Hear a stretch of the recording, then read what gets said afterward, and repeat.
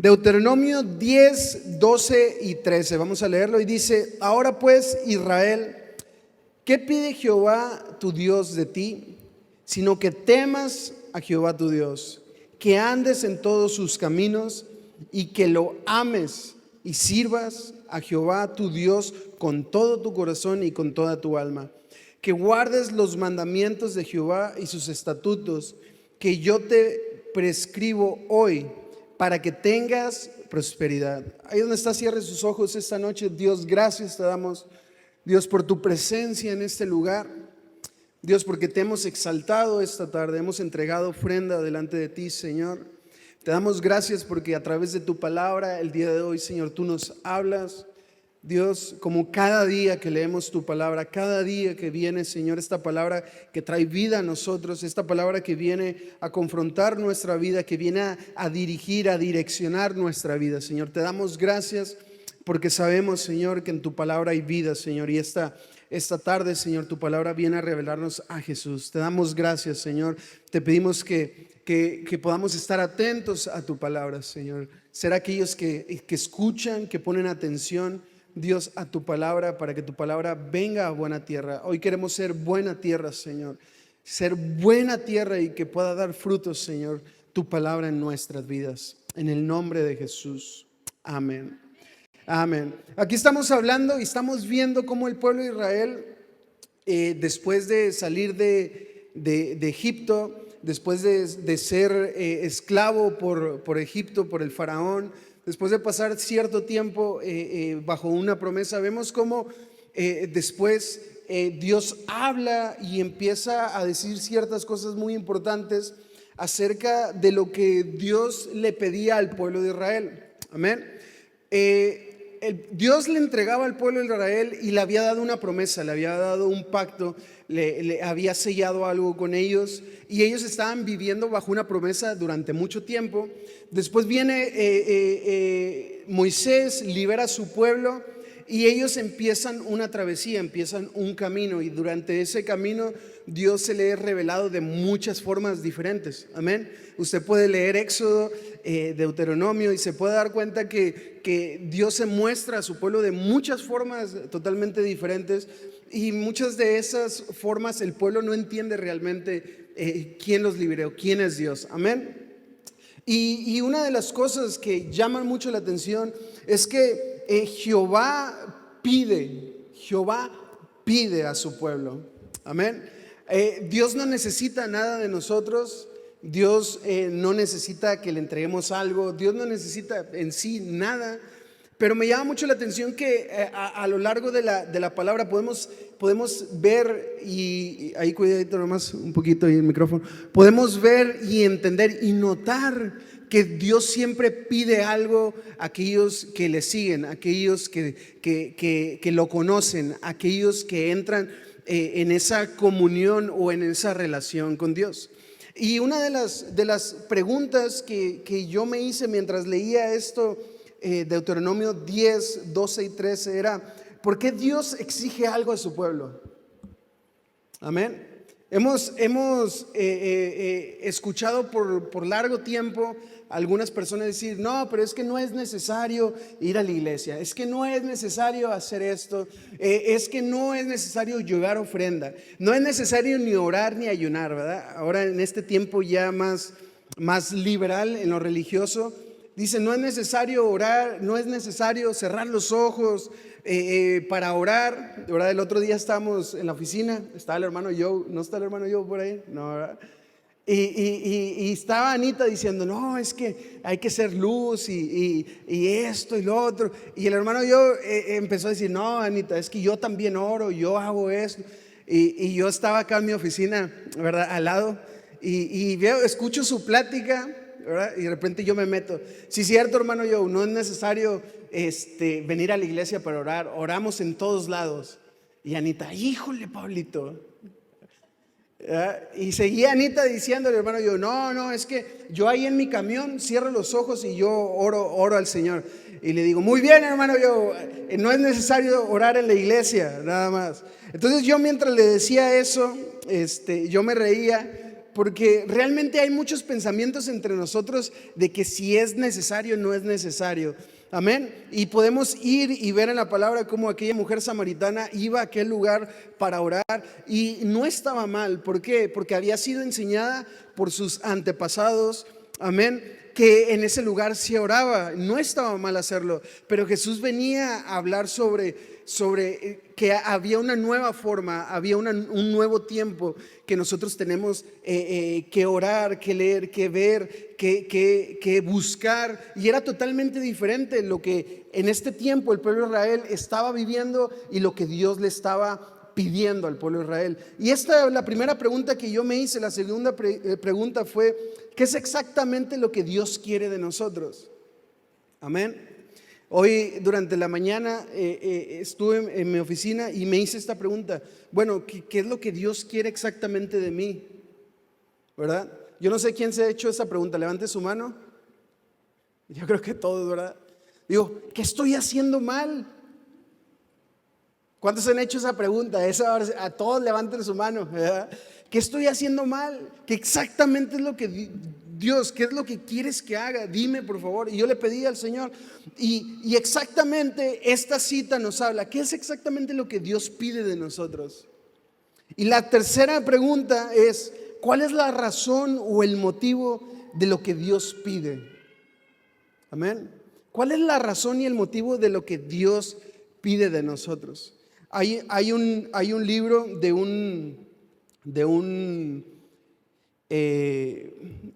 un pensador de hace mucho tiempo, y este libro habla sobre la doble moral de Abraham y la doble moral de Dios. Amén. No se lo recomiendo. Ahora, si usted no está espiritualmente maduro, porque realmente toca ciertos aspectos de la doble moral de Dios, cómo Dios pide que sacrifiquen a un hombre para probar el corazón, para ver si está obedeciendo. Pero déjeme decirle algo: muchos de nosotros nos hemos hecho esta pregunta: ¿cuál es la razón por la que Dios pide que haga esto? ¿Qué es lo que quiere que yo sienta, experimente, que yo viva? ¿O por qué tengo que pasar por esto? Amén. Ahora, en dolor, en pruebas, dice, pero ¿por qué, Dios? ¿Esto en qué me va a ayudar? ¿En qué me va a servir? Dios, ¿estás feliz de verme así? Yo me he hecho estas preguntas también, así como usted. Y el pueblo de Israel estaba viviendo en una temporada en donde ellos estaban conociendo de una manera diferente a Dios, pero Dios les estaba diciendo que pedía algo.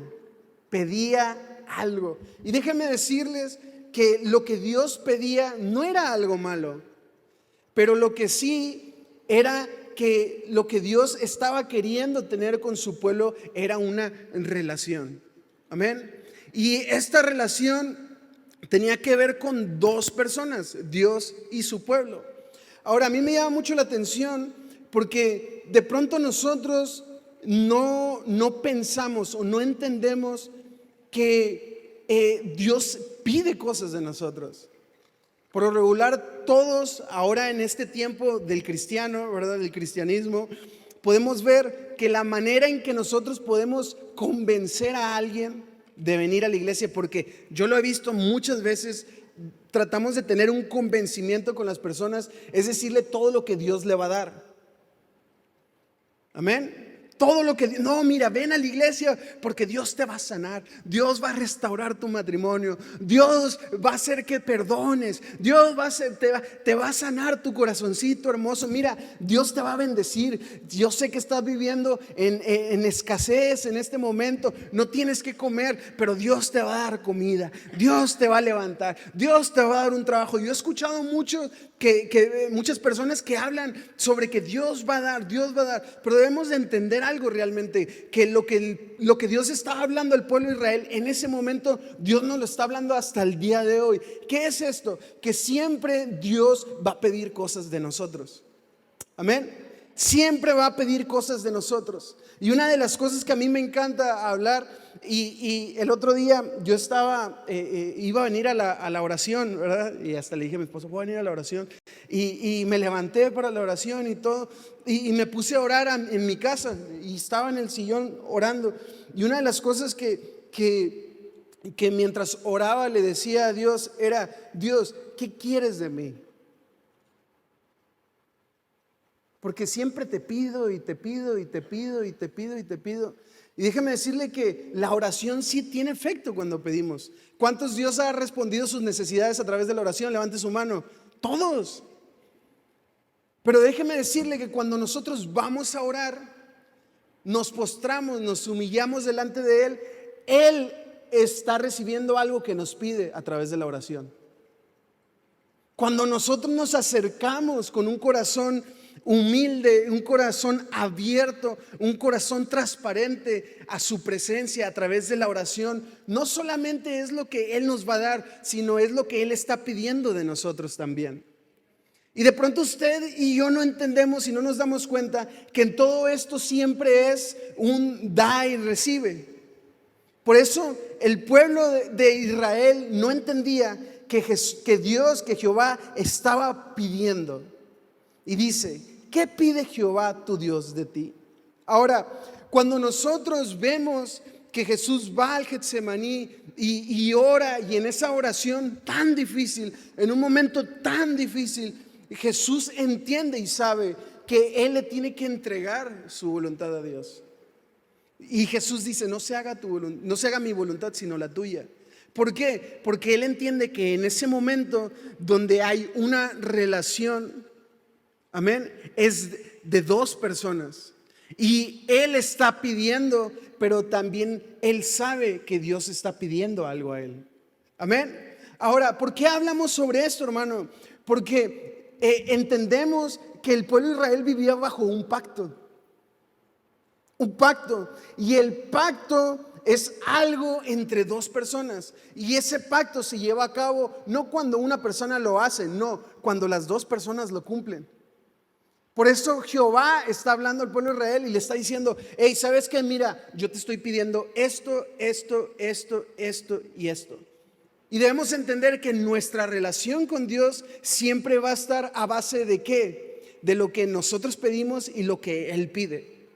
¿Por qué? Porque ese es un pacto. Amén. Un pacto se cierra con un acuerdo de dos personas. Usted cuando se casó hizo un pacto con una persona, ¿verdad? Yo cuando me casé con mi esposa, yo hice un pacto con ella. Yo no le dije: y suegro, le prometo que no, ¿verdad? Y suegra, le prometo que no. ¿Por qué? Porque es un pacto entre dos personas. Y yo tengo mi anillo aquí y mi anillo adentro dice Jessica. Y su anillo adentro dice Pablo. No dice Pablo Cisneros Martínez, no. Dice solamente mi nombre, no dice apellidos, porque es un pacto entre los dos. Y Dios estaba haciendo un pacto con su pueblo, pero para que ese pacto pudiera llevarse a cabo, ¿en qué? En que Él los llevaría, los cubriría, les daría la tierra prometida, donde ellos iban a disfrutar, donde ellos iban a estar. Ellos tenían también que hacer algo. Dios tenía que recibir algo de ellos también. Ahora, si nos vamos a un inicio, vemos que Dios crea al hombre y la mujer, los pone sobre el huerto del Edén, y Dios les dice: muy bien, coman de todo. Pero ¿qué es lo que pasa? Dice: de este árbol no coman. ¿Por qué? Porque ellos tenían derecho a comer todo árbol que había. Amén. ¿A cuántos se les antoja un platanito ahorita? A ver. Ahora, una naranja, unas uvas. Ahora hemos comido uvas, ¿verdad? Bien dulces. Y dice, y es como un golpe de azúcar, ¿verdad? No sé si le meten azúcar a las uvas, pero comemos uvas y hasta la boca se le hace así, bien sabrosa, ¿verdad? Y ellos tenían derecho a probar todo. Pero ¿saben qué? Ellos tenían también dentro de deberes. Y el deber de ellos era no comer del árbol de la vida. Ahora, cuando vemos esta imagen, nos damos cuenta que Dios pedía algo de ellos desde un inicio. Ellos tenían derecho a todo, pero ellos también tenían deberes dentro de.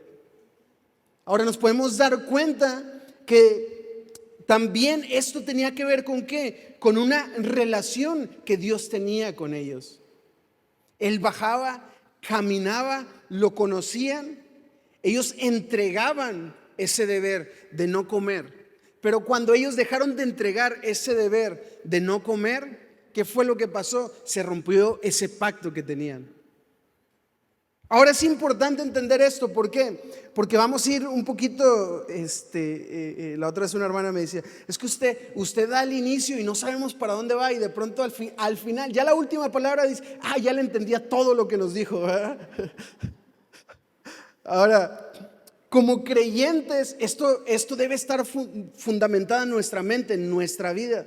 ¿En qué? En que siempre Dios va a pedir algo de nosotros. Ahora, me llama mucho la atención porque también cuando el pueblo de Israel vivía bajo el cautiverio, ellos estaban esperanzados en esa promesa, bien, de ser liberados. Cuando ellos son liberados y empiezan a caminar, empiezan a ver que aquel que los liberó era aquel que estaba con ellos. Pero ¿qué es lo que pasa? Ellos no empezaron a cumplir ciertas cosas que Dios exigía. Ahora, cuando Dios nos pide algo, es porque Él va a entregar algo. ¿Cuántos dicen amén? Ahora, en Éxodo 19, del 3 al 6,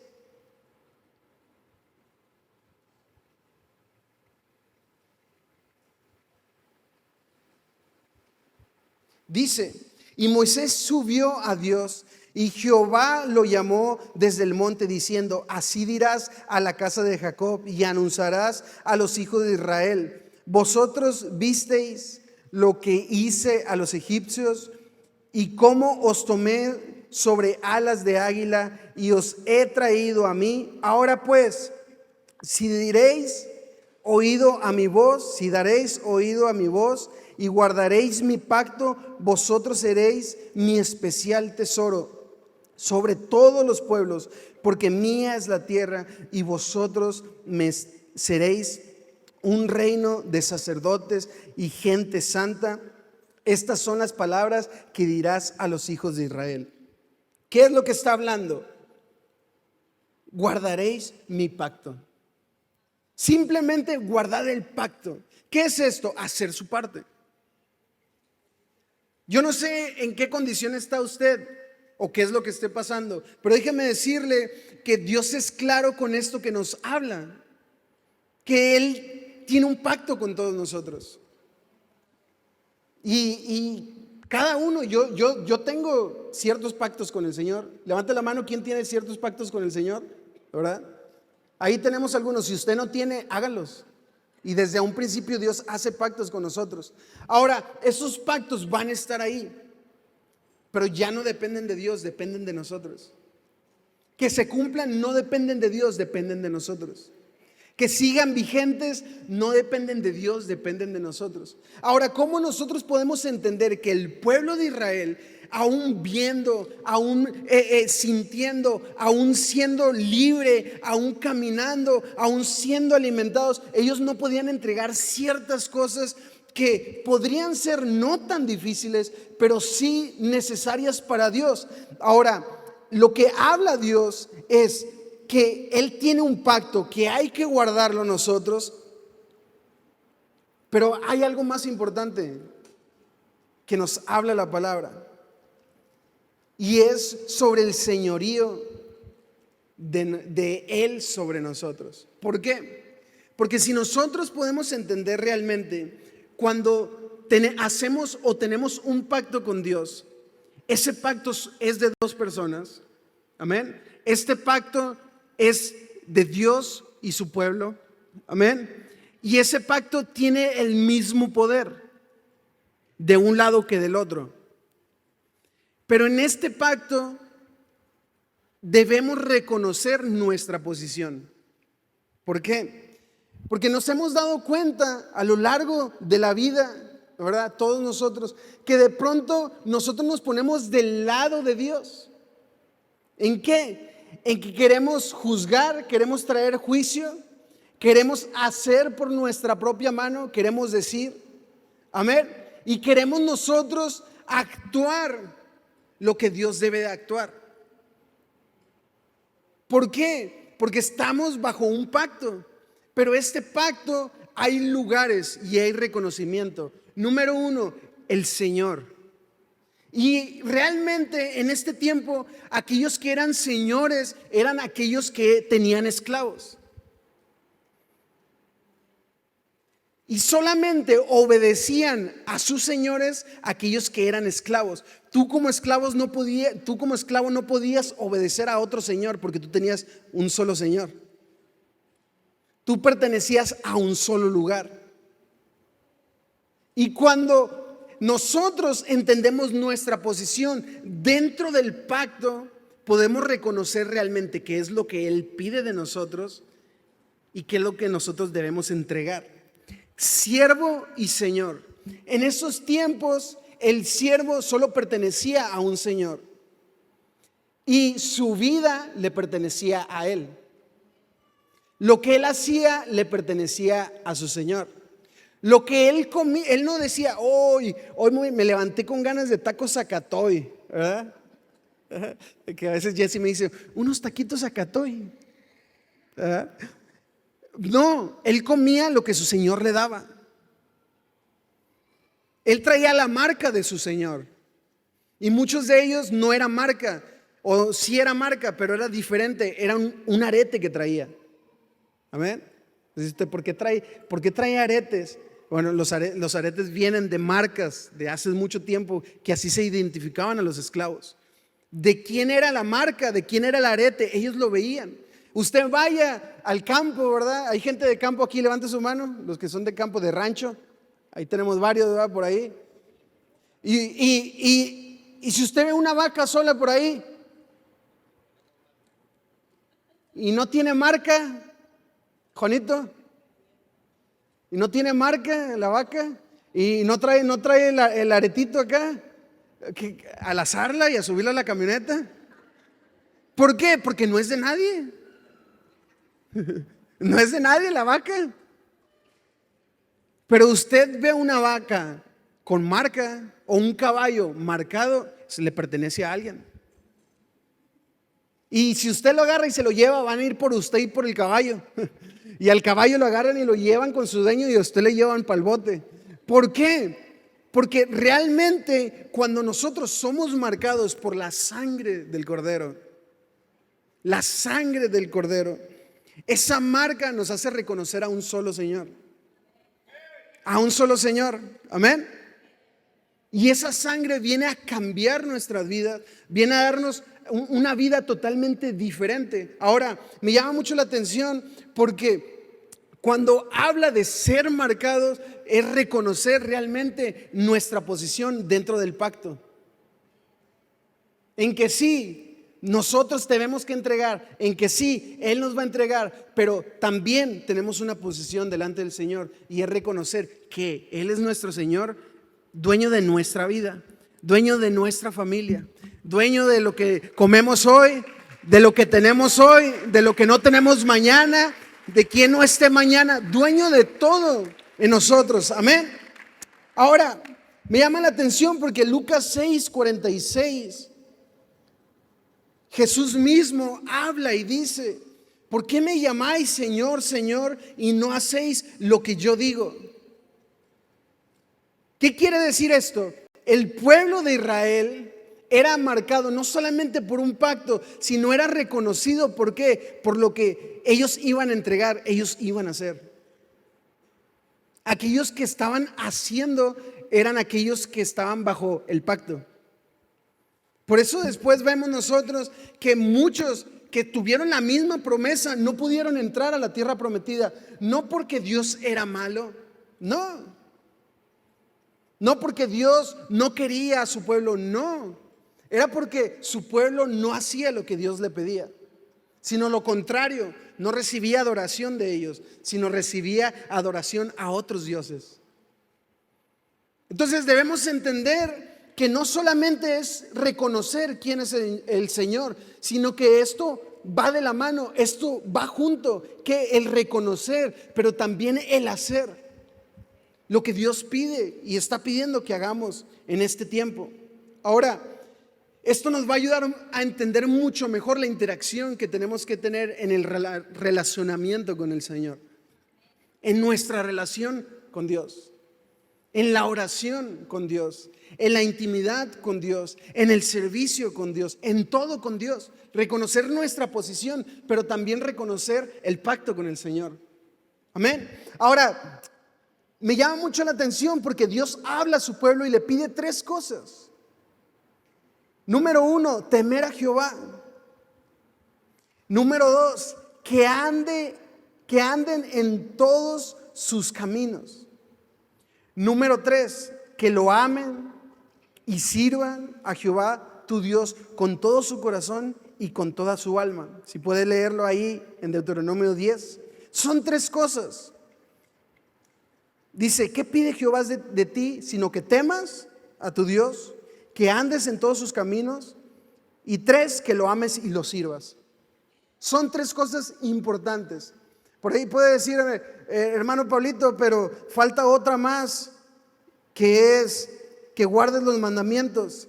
Déjeme decirle que el que guardes tus mandamientos es un englobe, es un cierre de las 3. Es como que Dios les dio el resumen, ¿verdad?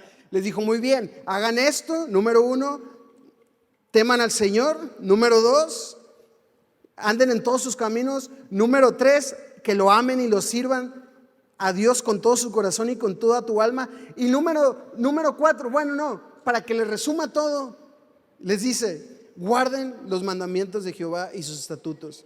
¿Por qué? Porque el temor a Jehová es un mandamiento, es un estatuto. ¿Por qué? Porque el andar en sus caminos es un mandamiento, es un estatuto. Y que lo amen y lo sirvan con todo tu corazón, con toda tu alma, es un mandamiento, es un estatuto. ¿Qué es lo que estaba tratando de decir Jehová al pueblo de Israel? Era que ellos tendrían que entender que si ellos hacían estas cosas, vivían estas cosas, todo iba a estar bien. Todo lo iban a recibir. ¿Por qué? Porque Él estaba recibiendo todo de ellos. ¿Cómo estas 3 cosas pueden ser tan necesarias? ¿Para qué? Para que ese pacto se cumpla. Déjeme decirle que muchos de nosotros estamos viviendo bajo una promesa, bajo un pacto, y cosas tan sencillas son las que van a desatar ese pacto. Pero ¿qué es lo que pasa? Lo más fácil resulta ser lo más difícil. ¿Por qué? Porque Dios conoce nuestro corazón. Engañoso es el corazón, más que todas las cosas. Y usted puede decir, uy, mi hermana Ana, que es buenísima, pero mire cómo sufre con estas cosas. Ay, como si fuera tan difícil dejar de chismear. ¿Ah? Y usted dice, es bien fácil. Mira, yo ni chismeo. Usted lo ve fácil, pero preguntémoslo a Anita. ¿Verdad? ¿Qué tan fácil es? O cómo Anita ve lo que usted tiene que cumplir para que ese pacto se cumpla. Porque Dios conoce nuestro corazón. Y pueden ser las cosas más fáciles del mundo al leer, al escuchar y al saber, pero son las cosas más difíciles para todos nosotros. ¿Por qué? Porque es el caminar diario lo que pide el Señor de nuestra vida. ¿Cuántos dicen amén?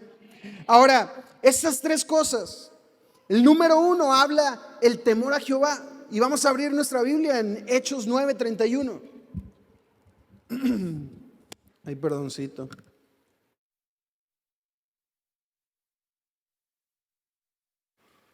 Hechos 9:31.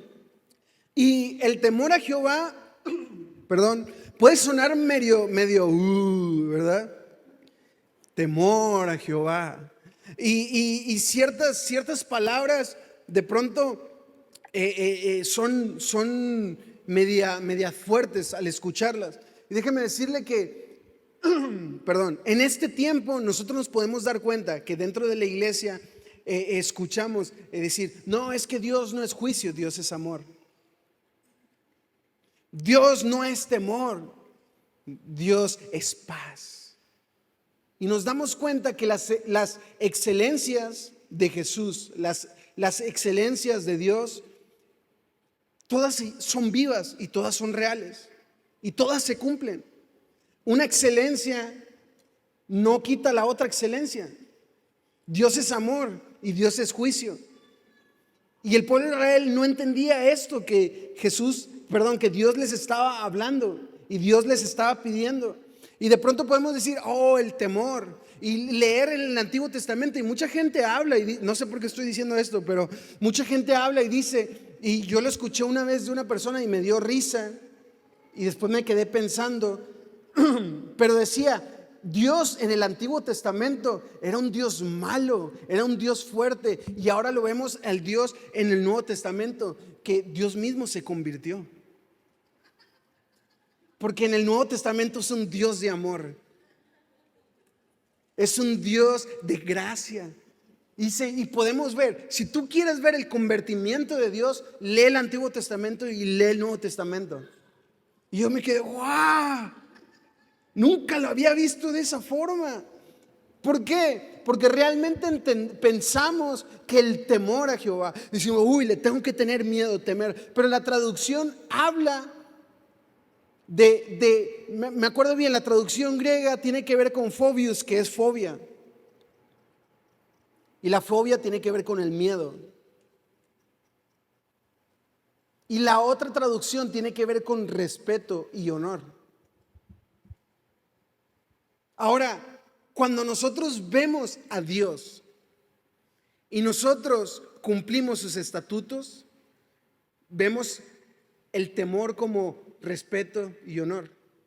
Cuando nosotros no cumplimos sus estatutos ni cumplimos lo que Él nos pide, lo vemos como miedo. ¿Por qué? Porque el juicio de Dios, que es su misma excelencia como el amor, trabaja de una u otra forma. Ahorita lo vamos a ver más adelante, pero dice, entonces las iglesias tenían paz por toda Judea. ¿Qué tenían? Paz por toda Judea, Galilea y Samaria, y eran edificadas andando en el temor del Señor, y se acrecentaban fortalecidas por el Espíritu Santo. ¿Qué es lo que tenían? Paz.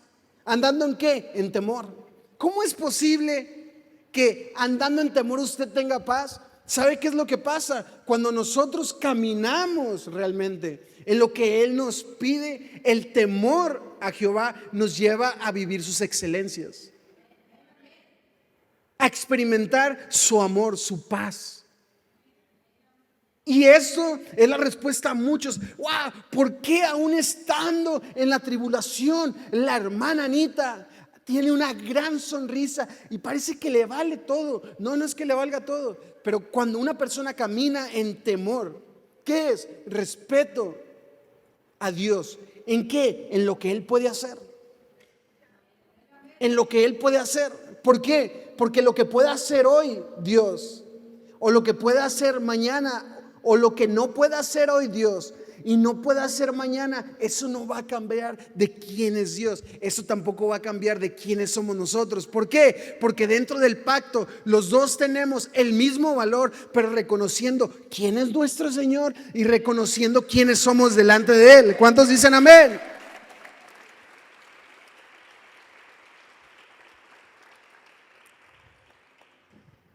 Ahora, número 2 dice que anden en sus caminos. Génesis 18:19. Porque yo sé que mandará a sus hijos y a su casa después de sí que guarden el camino de Jehová, haciendo justicia y juicio, para que haga venir Jehová sobre Abraham lo que ha hablado acerca de él. ¿Qué es esto, hermano? Que para que se cumpla ese pacto, debemos nosotros andar en sus caminos. Ahora, algo importante, ¿qué es esto? Haciendo justicia y juicio, dos excelencias de Dios que de pronto a nuestro oído son tan desequilibradas. A nuestro oído podemos decir, ay, Dios, qué doble moral. Pues no, que nos ama y luego trae juicio. Pues no, que amaba a su pueblo Israel y los terminó matando a todos. Debemos entender que no se trata de Dios solamente. Vemos desde un principio, Dios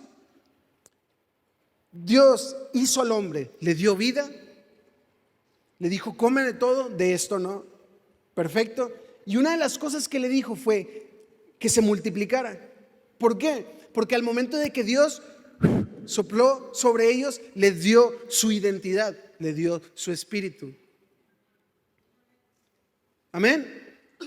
Y la idea era que ellos se multiplicaran. Pero al momento de que ellos no hicieron su parte, ellos salieron. Pero ¿qué es lo que pasa, hermano?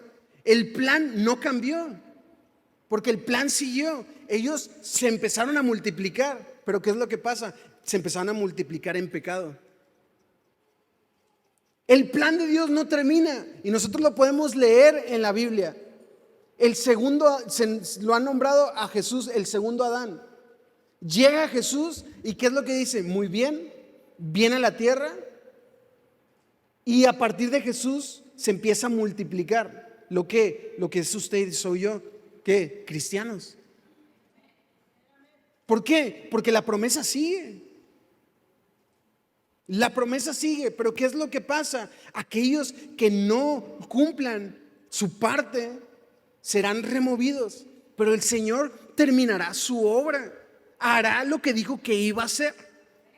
Y vemos cómo desde un inicio el plan de Adán y Eva era perfecto. No cumplieron el plan real como tendría que hacer. ¿Por qué fallaron? Porque comieron un fruto que no tenían que comer. Ahora no sé por qué me fui por este lado, pero llega usted y vemos al segundo Adán, a Jesús. Y vemos que Jesús también fue tentado de la misma forma. ¿Con qué? Con comida. La primera tentación le dijo, sí, muy bien, haz que estas piedras se conviertan en pan. ¿Por qué? Porque la tentación siempre viene por una necesidad humana. Y muchos de nosotros no podemos cumplir esta parte que Dios nos pide. ¿Para qué?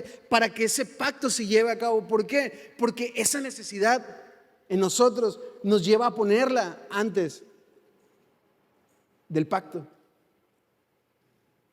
Y como Jesús dice, no solo de pan vivirá el hombre, sino de toda palabra. Y empieza Jesús a reconocer. Ahora, Jesús no estaba como nosotros, ¿verdad? ¿Qué es esto? Pues con llantitas y todo eso. Y el doc acá, que es doctor y nutriólogo, sabe muy bien que cuando uno deja de comer, ¿el cuerpo de dónde empieza a comer, doc? De la reserva. Hay algunos que tenemos más reservas que otros, ¿verdad?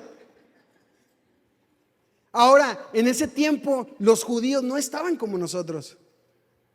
Bueno, no todos, ¿verdad? No estaban como yo, para que no se sientan ofendidos. Y cuando Jesús entró a ese ayuno de 40 días, Jesús realmente estaba mal. Jesús realmente tenía hambre. ¿Alguien de ustedes ha tenido hambre? Realmente levante su mano. Pero les voy a decir algo, que el cuerpo se acostumbra. Yo a veces en el ayuno al principio, y veo, oye, sí, me la quiero comer. Y está dormida y le veo la patilla y digo, le pongo catsup, salsa, una tortilla y ñaca. Pero ya después, ya uno anda como si nada. Y empieza el cuerpo a trabajar y de repente ya se empieza a bajar la pancilla y las lonjitas detrás. Y a mí lo primero, las piernas de pollo. Las piernas se me hacen chiquitas, así. Ahora, cuando Jesús estaba en ese último momento, realmente Jesús estaba sintiendo el hambre, porque Jesús no tenía reservas. En ese tiempo las personas no eran como ahora. No tenían fritos ni oxos. Ellos comían bien. Y cuando se acaban las reservas, Doc, cuando se acaban las reservas de la grasita y todo eso, ¿qué se empieza a comer el cuerpo? ¿De dónde empieza a tomar?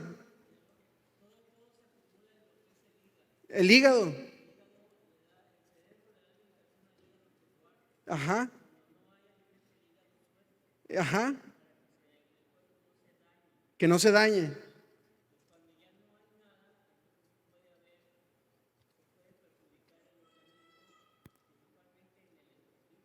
Ok. Masa muscular. Entonces empieza a comerse los músculos también.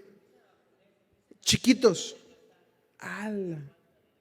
Entonces, ¿sabes qué? A mí se me bajaron los brazos porque tuve hambre muchas veces.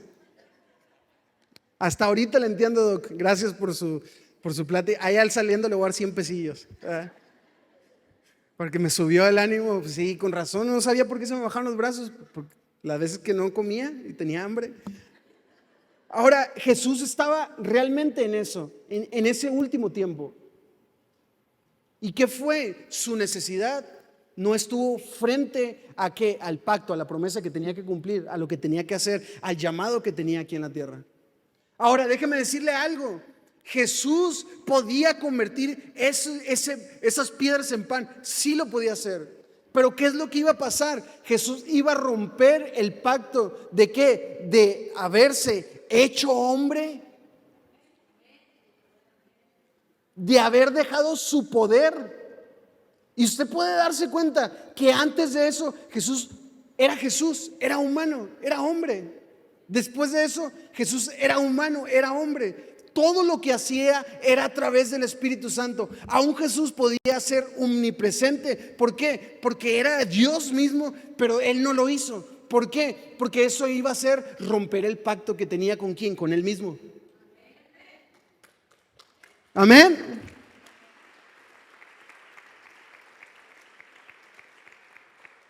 Romper el pacto que tenía con Él mismo. ¡Wow! ¡Qué increíble! Cómo Dios es su grandeza. Él mismo se promete y Él mismo se cumple.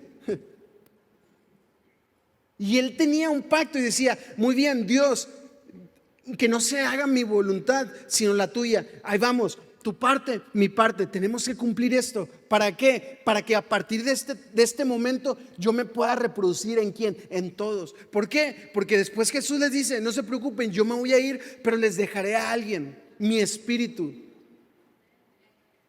Y déjame decirle algo: nosotros no estamos solos en el universo, como dice la canción, los hombres de negro. No estamos solos. Tenemos su espíritu. Por eso somos hijos de Dios. ¿Qué es lo que pasa? Jesús empieza a reproducir dentro de nosotros y empieza a reproducirse en la iglesia. Y de pronto 3,000 eran convertidos. Y no eran 3,000 convertidos ¿a quién? Eran 3,000 convertidos ¿en quién? En Jesús. Y Jesús en Juan les dice: yo soy el camino, la verdad y la vida. ¿Quién era el camino? Cuando habla y dice que anden en mis caminos, andar en Jesús.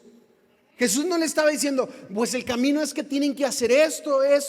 No, tienen que ser yo. Tienen que tenerme a mí. Tengo que estar yo dentro de ustedes y ustedes conocerme a mí. Ese era el camino. Amén. Ahora, cuando nosotros nos vamos a Isaías 35:8, les voy a dar un poquito de citas para que reforzar esto que estoy hablando. No voy a decir: ese hermano Pablo está medio loco. ¿Dónde dice en la Biblia? Dice: y habrá allí calzado y camino, y serán llamados camino de santidad.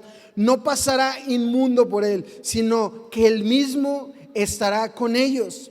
El que anduviese en este camino por torpe que sea, no se extraviará. Voltea con el que está a su lado y dígale: no te vas a perder. Isaías 65:2: extendí mis manos todo el día al pueblo rebelde, el cual anda por camino no bueno, en pos de sus pensamientos. Hay varios caminos, sí. Y los caminos tienen que ver con nuestra necesidad. ¿En qué camino anda usted el día de hoy? Tiene que ver con su necesidad. Ahora, Isaías 30:21, anótalo por ahí. Entonces tus oídos oirán tus espaldas palabra que diga: este es el camino, andad por él, y no echéis la mano a derecha, ni tampoco torzáis a la mano izquierda. ¿Qué es esto? Hay un solo camino. ¿Quién es? Jesús. Hechos 16:17.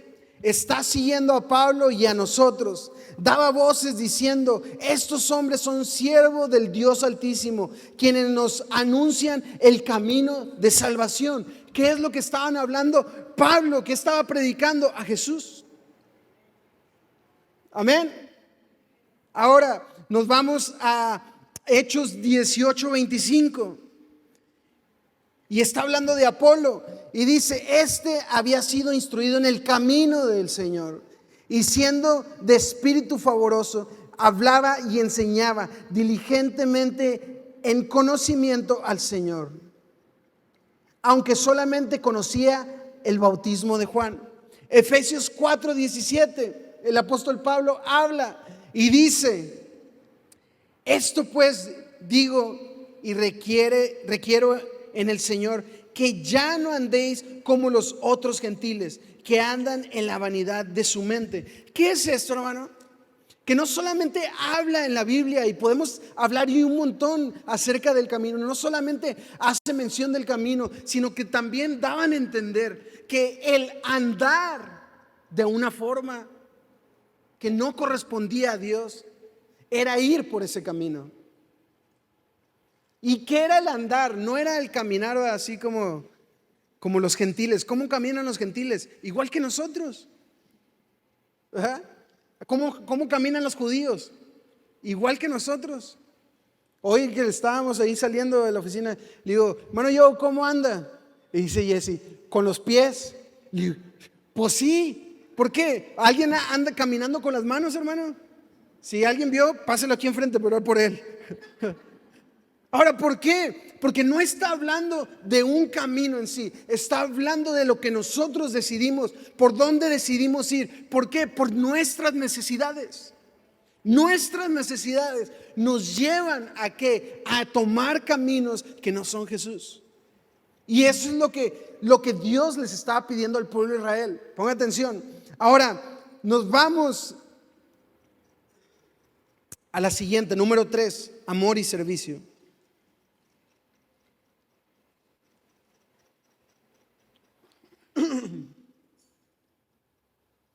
Amor y servicio. Y yo creo que esto no son dos cosas, esto es una sola cosa. Amén. Alguien, ahora que hemos estado hablando sobre el servicio y todo esto, se me acercó alguien y me dice: Pablo, ¿es posible que una persona que no ame a Dios sirva? Y le dije: sí es posible que una persona que no ame a Dios sirva. Y me dice: nunca lo había pensado de esa forma.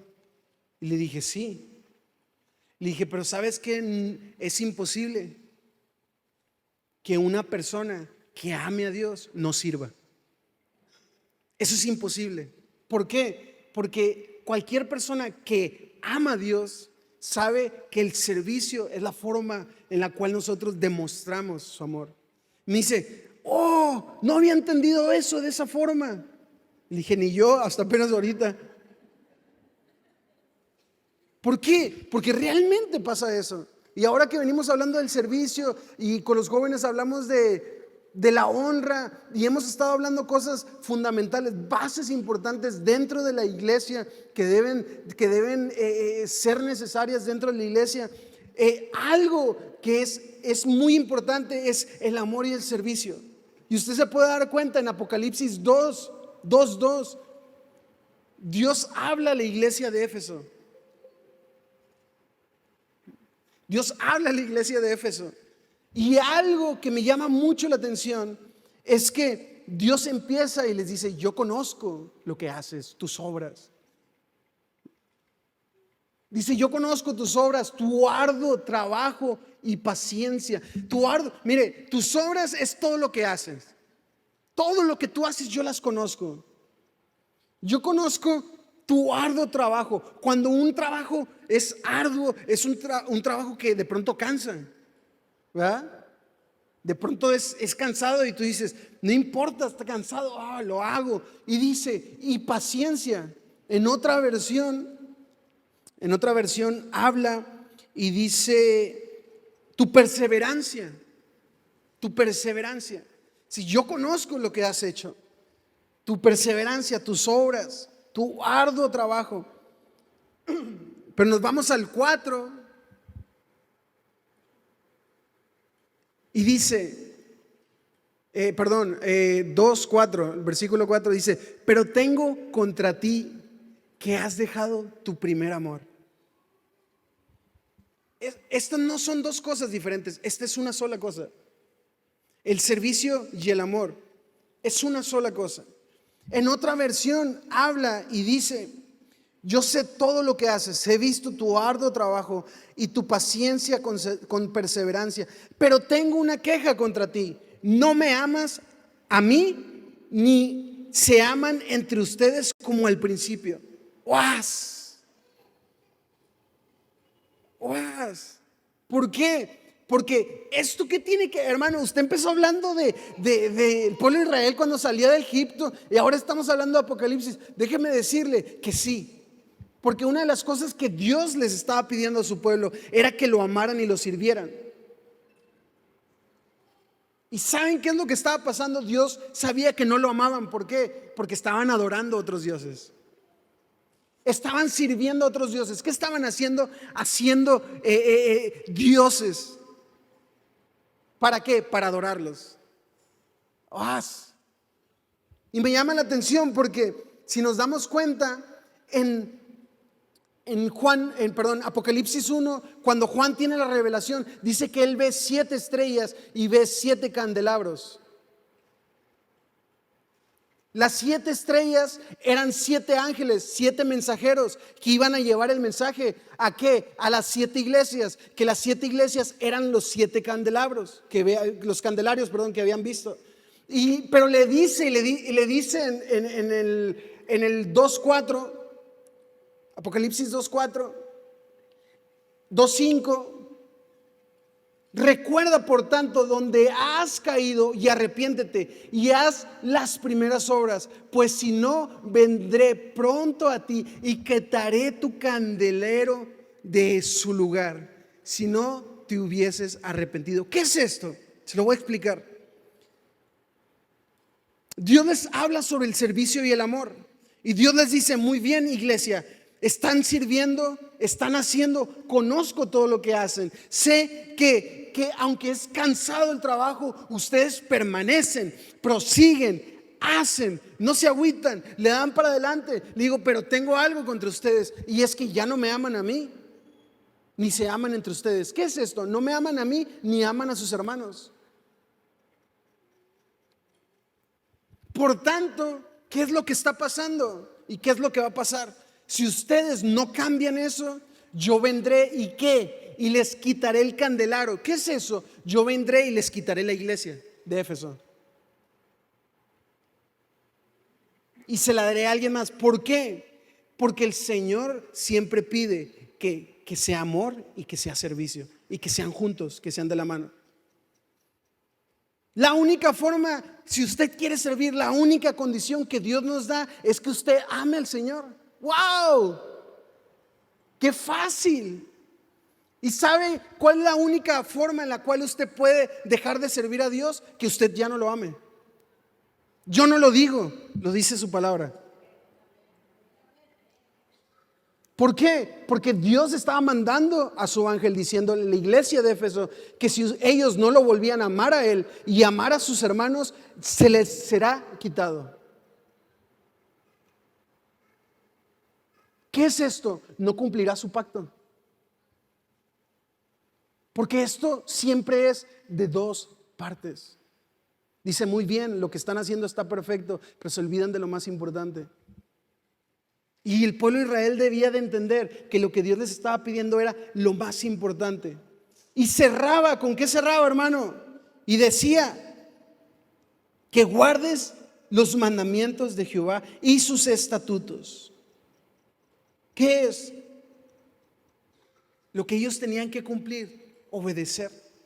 Ahora me llama la atención cuando mi esposa yo le pregunto, ¿me amas? ¿Me amas?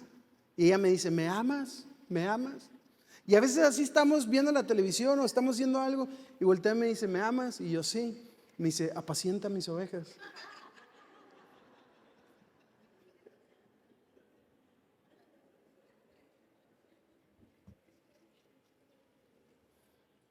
Y me río y le digo, vas a ver.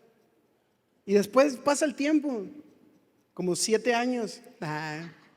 No, pasa, y luego me vuelve a preguntar, ¿me amas? Y yo sí, te amo. Apacienta mis ovejas. Y fíjense, cuando nosotros leemos lo que Jesús le preguntó a Pedro y lo que Pedro contestó.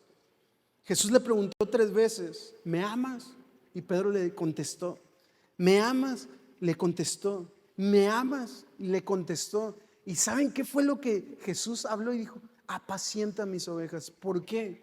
Porque realmente el amor hacia Él es el servicio por la iglesia, el servicio por los perdidos, el servicio por aquellos que yo no podía entender esto, pero lo que Dios ama más no es que usted eche fuera demonios, no, es que la persona quede libre.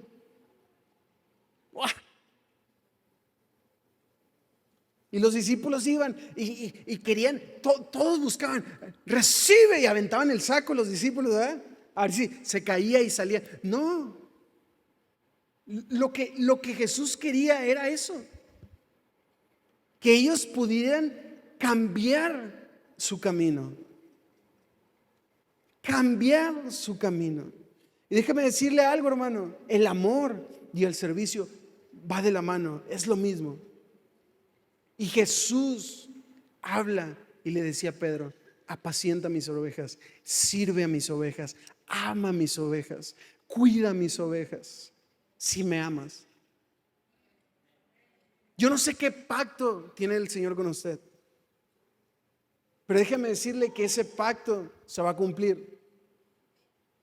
Pero puede ser que no se cumpla.